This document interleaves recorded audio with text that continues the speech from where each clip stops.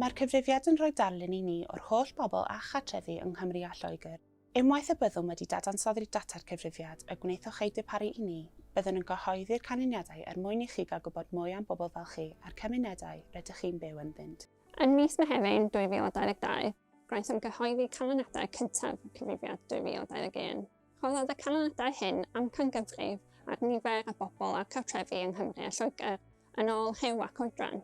Nawr, rydym yn gyhoeddi setiau manylach o ganlyniadau, y mae rhan fwyaf ohonynt ar gyfer nodwedd benodol unigolion neu gartrefi. Er enghraifft, ei crefydd neu fath o gartref. Rydym yn galw canlyniadau hyn yn Crynodebau pwnc.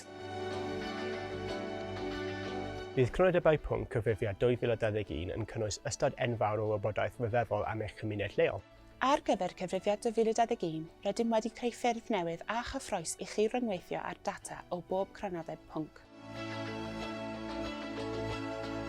Adnodd rhyngweithiol newydd yw'r mapiau cyfrifiad, sy'n eich galluogi i gymharu data cyfrifiad yn gyflym ar gyfer rhanbarthau gwahanol ym mhob rhan o Gymru a Lloegr.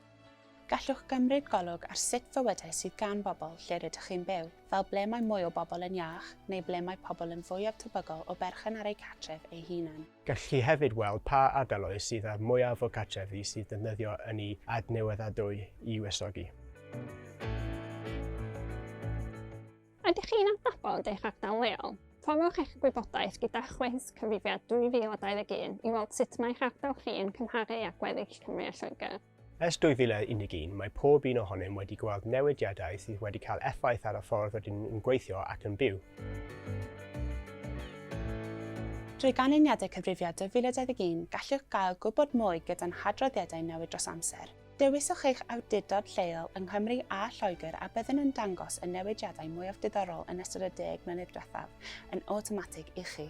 Bydd yr adroddiadau newid dros amser yn cael ei ddiweddaru ar ôl i ni gyhoeddi'r holl Crynodebau pwnc. A pheidiwch ac anghofio ail-edrych ar y map a cwis rhyngweithiol, gan y byddwn yn ychwanegu mwy o ddata wrth i'r Crynodebau pwnc gwahanol ddod ar gael. Ar ôl y Crynodebau pwnc, bydd hyd yn oed mwy o ganlyniadau cyfrifiad 2021 i ddod. Byddwn yn cyhoeddi cyfyniadau o ddata a dadansoddiadau manylach.